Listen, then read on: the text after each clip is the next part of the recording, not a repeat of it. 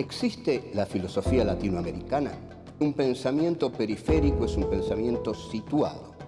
Europa se arroja sobre América Latina la herencia de los pueblos originarios, los proyectos de nación, el porqué de este pensamiento, el rechazo al colonialismo, la unión latinoamericana, la lucha de clases en Argentina, países subalternos, marginados, que no han participado de la centralidad de la historia. América Latina, filosofía y colonialismo.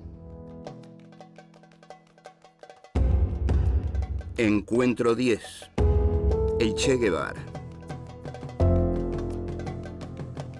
1. El imperialismo y las guerrillas latinoamericanas.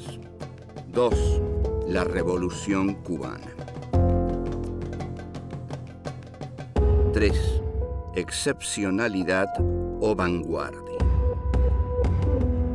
4. La teoría del foco revolucionario.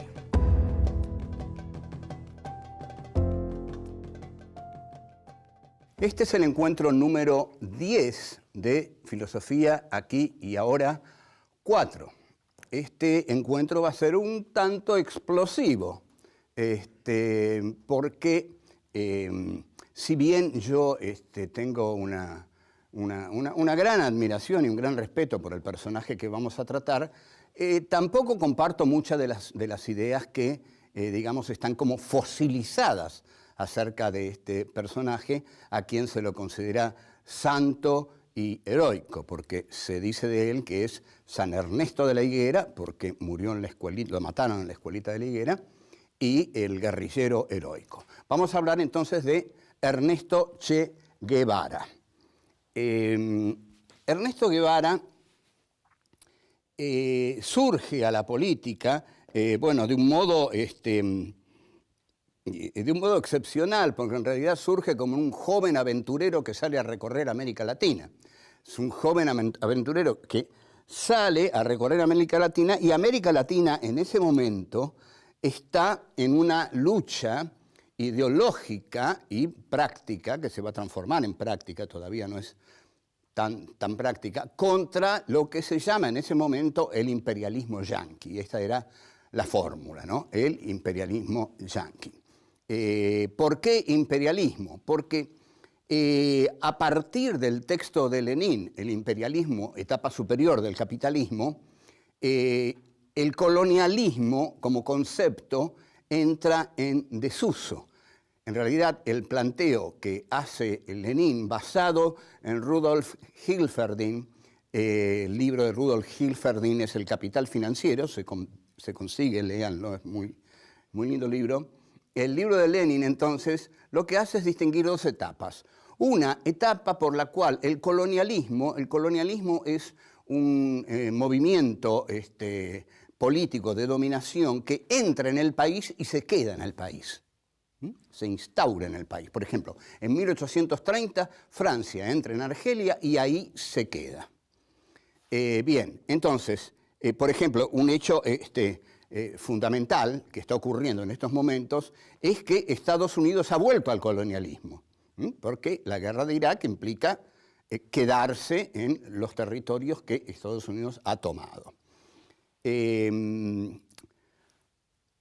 Pero el imperialismo, a partir de la teoría de Lenin, que es la que conoce Guevara, es, como etapa superior del capitalismo, una dominación a través no ya de la dominación territorial, sino a través de la dominación de los capitales.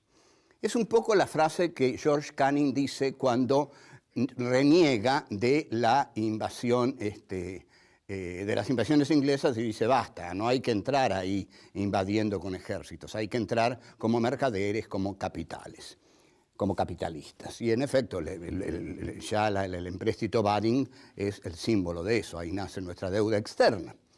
Nosotros vamos a seguir aquí a Erich Hobsbawm, que está considerado como el más grande historiador marxista del siglo XX.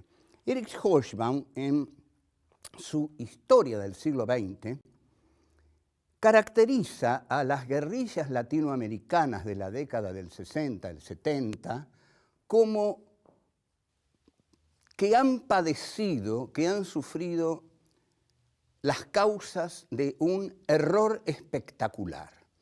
Es decir, Hobsbawm llama a todo lo que se hizo como movimientos guerrilleros en América Latina un error espectacular.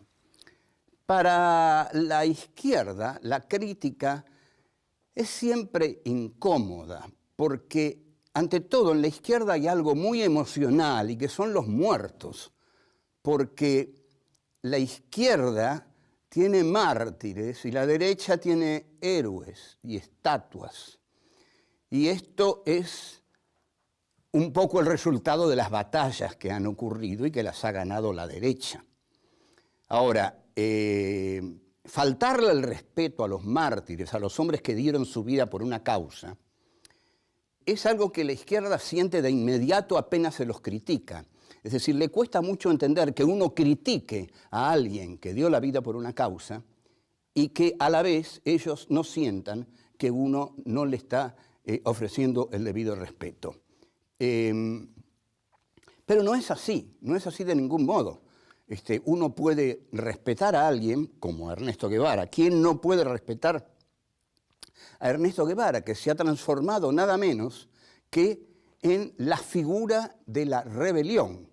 El hombre rebelde del siglo XX, el hombre rebelde que analiza, por ejemplo, Albert Camus en su libro El hombre rebelde, es sin duda alguna Ernesto Guevara, que dice además la frase típica, más hermosa que puede definir a un revolucionario. Y él dice, la virtud más hermosa de un revolucionario es sentir como propia cada injusticia que se cometa en cualquier lugar del mundo. Esta es una definición excepcional, porque no solamente va para el hombre revolucionario, va para cualquiera de nosotros.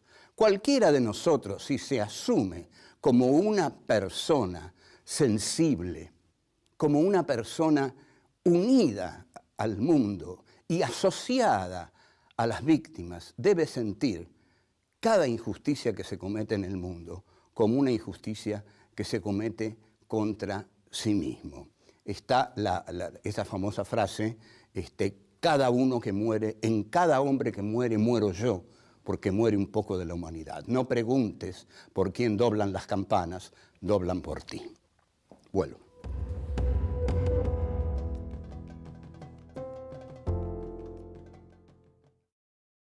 Cuando Ernesto Che Guevara parte de Buenos Aires, parte en busca de algo, pero todavía no sabe en busca de qué.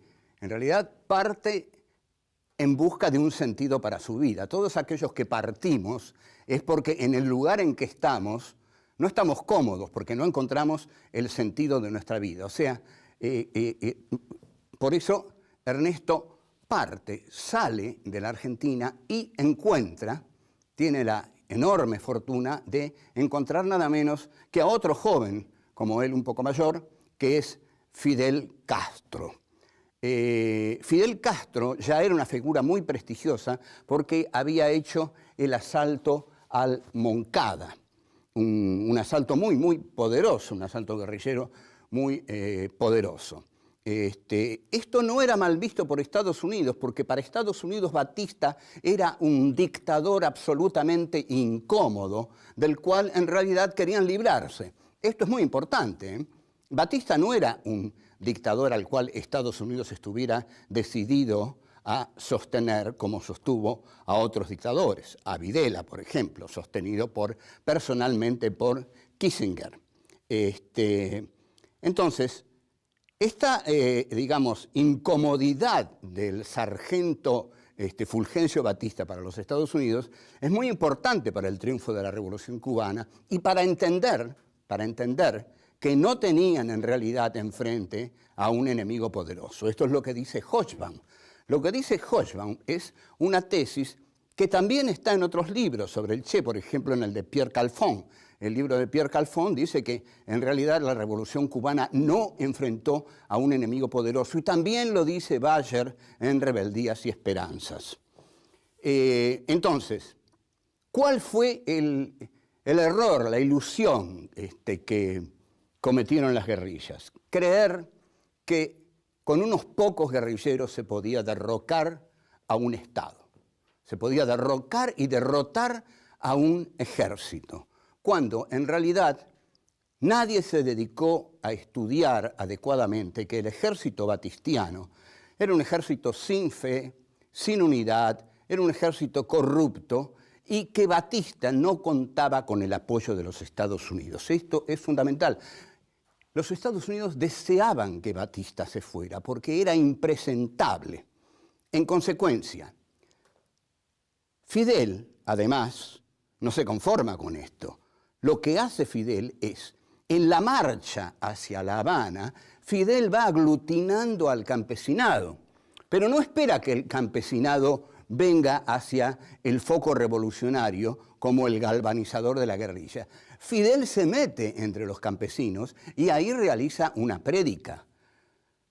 Como realiza una prédica, los campesinos sienten que esos barbudos que marchan hacia La Habana los representan y se unen a ellos. Entre tanto, el Che gana la que es su participación más importante en la Revolución Cubana y hasta quizás diría su único triunfo personal, que es la Batalla de Santa Clara, que también hay que analizar ahí la correlación de fuerzas. Pero digamos que gana la Batalla de Santa Clara. Batista huye de Cuba, y llegan en enero de 1959, una fecha gloriosa para América Latina y casi para el mundo, porque la imagen es hermosísima. Entran en La Habana.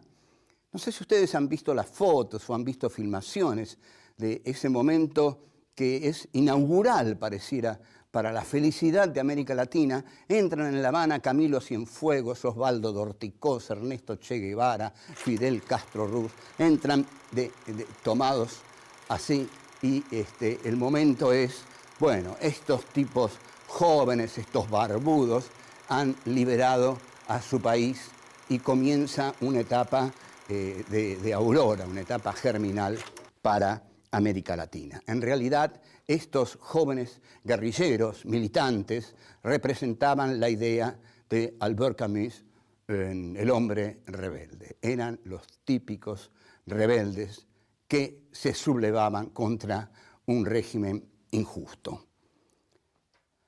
O sea, que internacionalmente la Revolución Cubana lo tenía todo. Tenía el Caribe, tenía la juventud de sus protagonistas, tenía la heroicidad de sus protagonistas, tenía el apoyo del pueblo y tenía la validez de haber echado a un régimen criminal que había matado por lo menos 25.000 personas en los últimos tiempos, llenos de torturadores y, en fin, siniestro. Esto hace que todo el mundo vea con enorme simpatía al movimiento de la Revolución Cubana. Es un movimiento liberacionista que echa a un dictador sanguinario y que seguramente va a llevar a la isla de Cuba a un régimen democrático en armonía con los intereses continentales de los Estados Unidos. Vengo.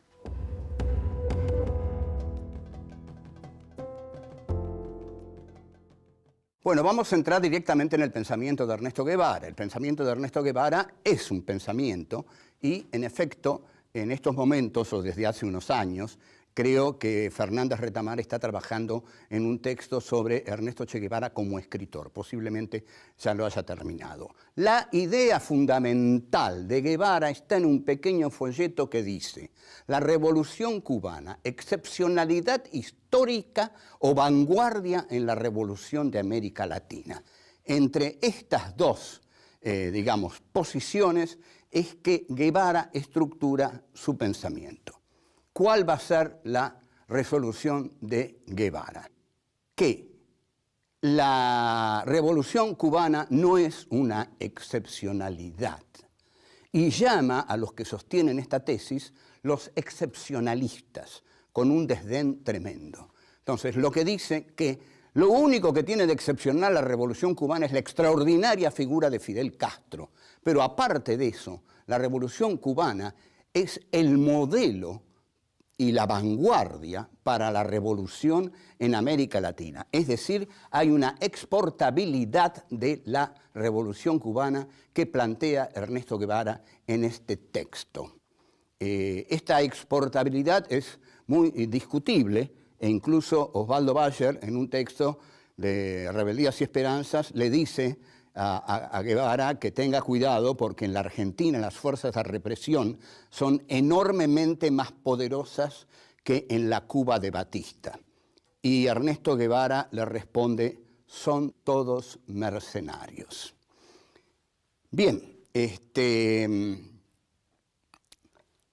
hay unas enormes diferencias entre Guevara y Castro. En realidad, dos personalidades tan poderosas pareciera que no hubieran podido coincidir en la isla de Cuba. En principio, Ernesto Che Guevara no acepta la relación tan así digamos, tan cercana, tan carnal de Castro con la Unión Soviética.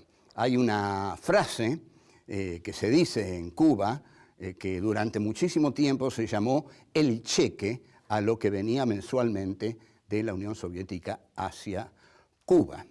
Pero además de esto, Castro es un político es alguien que calcula cuidadosamente cada uno de sus movimientos, que quiere ser alguien que trabaja sobre terreno seguro, que tiene tácticas, que tiene estrategias, que hace alianzas con gente con la que no está de acuerdo, que le da abrazos a tipos a los que detesta. Por eso esto es hacer política. El Che no hacía política, el Che quería ser un héroe y en este sentido es que le dice finalmente a Fidel, yo ya no tengo lugar en Cuba, me voy. El fundamento que él tiene para su lucha es la liberación de los países de América Latina. Primero se va al Congo, donde fracasa en su intento de integrarse a esa revolución. Está un tiempo en Praga, donde nadie sabe qué es lo que hace. Hay un libro de Abel Pose sobre eso, pero no lo recomiendo. Finalmente lo que trata de proponer Guevara es una metodología de lucha contra el imperialismo, es decir, una metodología de lucha que implique una filosofía revolucionaria. Para esto se encuentra con un inevitable, como dice Hochbaum, el francés que siempre está. El francés que siempre está. Y el francés que siempre está es aquí Régis Debray. Régis Debray, que es el que escribe un libro que se llama Revolución en la Revolución y que influye poderosamente en Ernesto Che Guevara, un libro en el cual se desarrolla la teoría del foco insurreccional. ¿Qué dice esta teoría? Esta teoría dice que, sobre todo en la campaña, pero también como insurrección armada en las ciudades, pero sobre todo en la campaña, el foco tiene que ser la vanguardia de la revolución. Es decir, la vanguardia ya no son las masas como en el marxismo. Como en el marxismo, ¿qué ocurría? ¿Qué pensaba Agustín Tosco, por ejemplo? Agustín Tosco pensaba, bueno, hagamos una huelga, pero hagámosla con todos los obreros de Citrac, Citram, con los obreros de los otros sindicatos, se hicieron el Cordobazo, que fue una manifestación pacífica, obrera, y no una manifestación armada de un foco guerrillero. Pero lo que piensa Debré en la Revolución es que el proceso debe ser al revés, que las masas no son la vanguardia, sino que la vanguardia es la vanguardia, que son 8 o 10 tipos que conocen las leyes de la historia.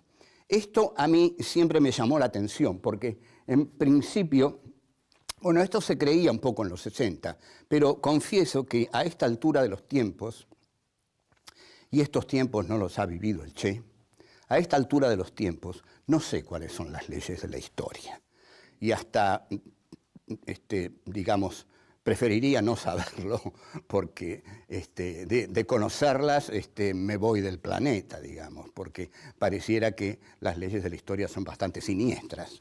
Pero no pareciera que la historia tuviera leyes, sino más bien que fuera un juego azaroso que estuviera más ligada a la teoría de la incertidumbre de Heisenberg que a la idea de la dialéctica necesaria e inmanente de Hegel y Marx. Vuelvo.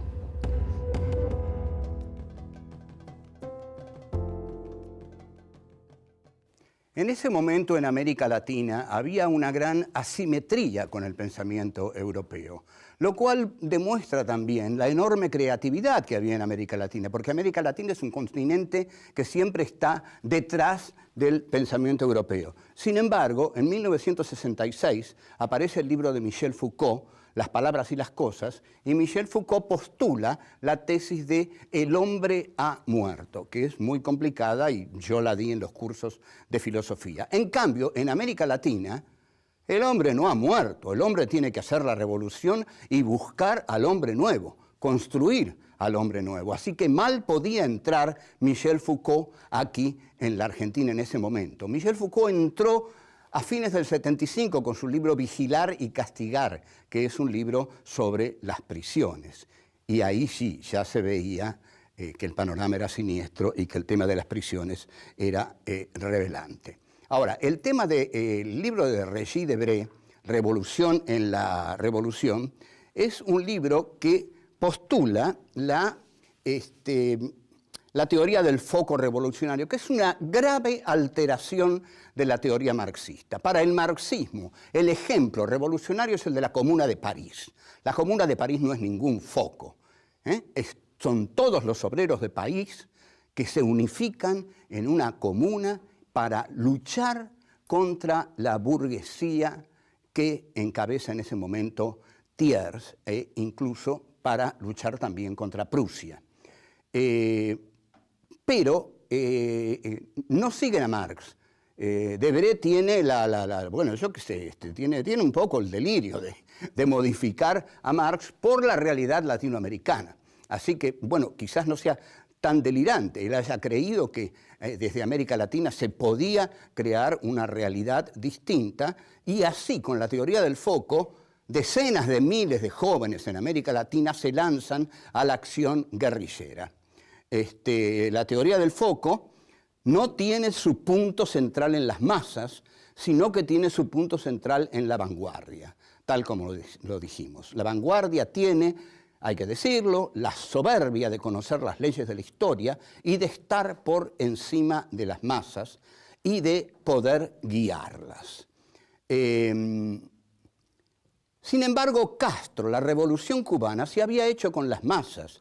Por eso también esto va a contramano de la enseñanza de la Revolución Cubana. Castro había apelado a la fuerza de los campesinos. Los campesinos siguieron a Castro en Cuba y los campesinos delataron a Ernesto Guevara en Bolivia.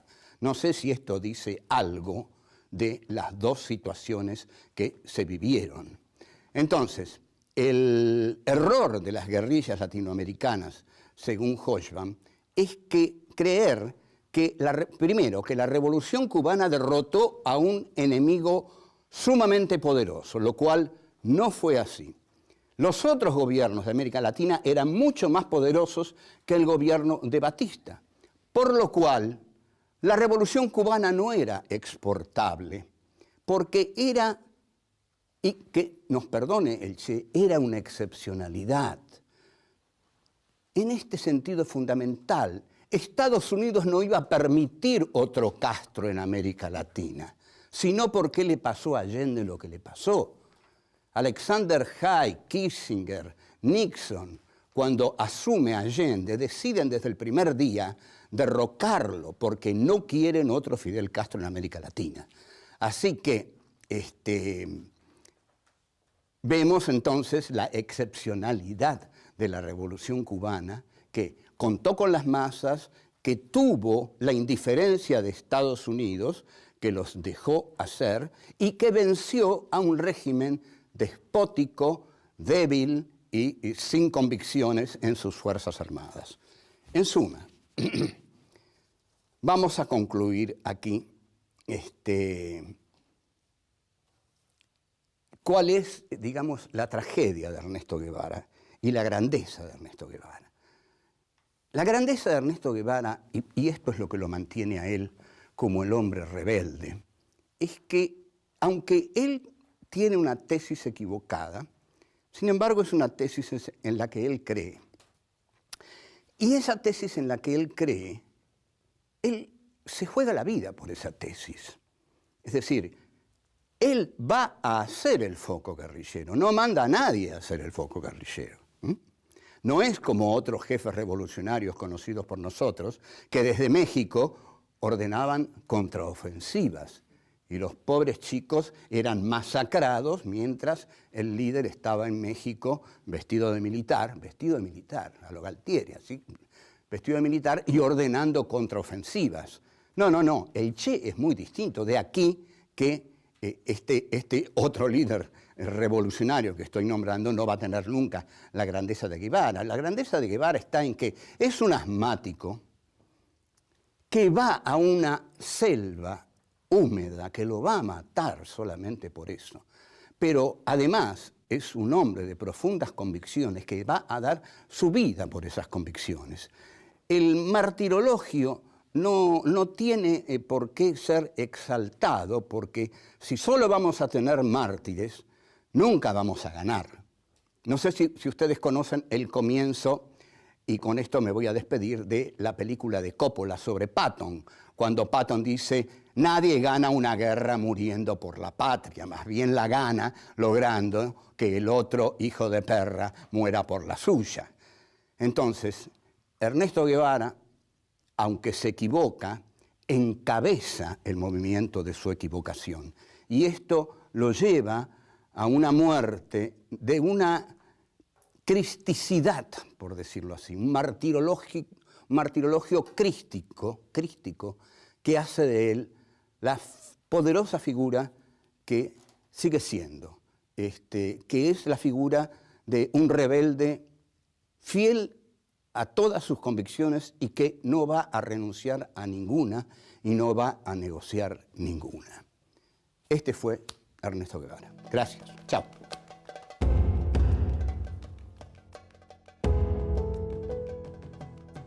En cada hombre que muere, muero yo, porque muere un poco de la humanidad. No preguntes por quién doblan las campanas, doblan por ti. Si solo vamos a tener mártires, nunca vamos a ganar.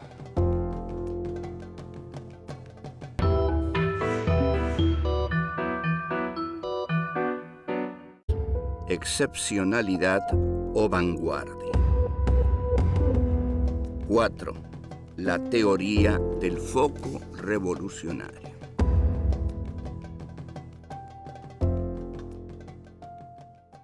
Este es el encuentro número 10 de Filosofía Aquí y Ahora 4. Este encuentro va a ser un tanto explosivo, porque si bien yo tengo una gran admiración y un gran respeto por el personaje que vamos a tratar, tampoco comparto muchas de las ideas que, digamos, están como fosilizadas acerca de este personaje, a quien se lo considera santo y heroico, porque se dice de él que es San Ernesto de la Higuera, porque murió en la escuelita, lo mataron en la escuelita de la Higuera, y el guerrillero heroico. Vamos a hablar entonces de lo que hace Lenin basado en Rudolf Hilferding. El libro de Rudolf Hilferding es El Capital Financiero, se consigue, léanlo, es muy lindo libro. El libro de Lenin, entonces, lo que hace es distinguir dos etapas. Una etapa por la cual el colonialismo es un movimiento político de dominación que entra en el país y se queda en el país. Se instaura en el país. Por ejemplo, en 1830 Francia entra en Argelia y ahí se queda. Bien, entonces, por ejemplo, un hecho fundamental que está ocurriendo en estos momentos es que Estados Unidos ha vuelto al colonialismo, porque la guerra de Irak implica quedarse en los territorios que Estados Unidos ha tomado. Pero el imperialismo, a partir de la teoría de Lenin, que es la que conoce Guevara, ¿existe la filosofía latinoamericana? Un pensamiento periférico es un pensamiento situado.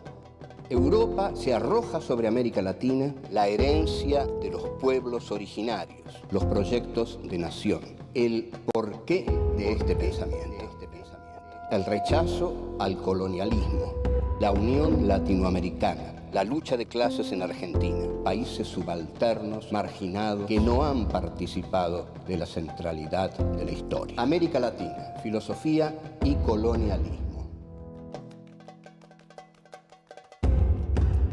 Encuentro 10. El Che Guevara. 1. El imperialismo y las guerrillas latinoamericanas. 2. La Revolución Cubana.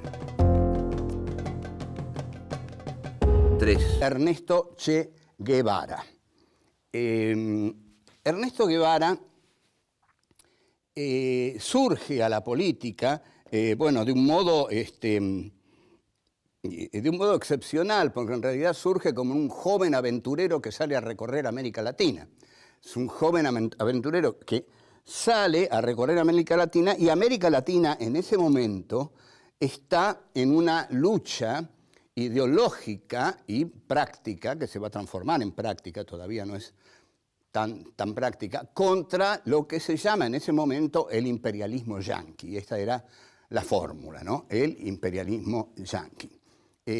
¿Por qué imperialismo? Porque a partir del texto de Lenin, el imperialismo, etapa superior del capitalismo, el colonialismo como concepto entra en desuso.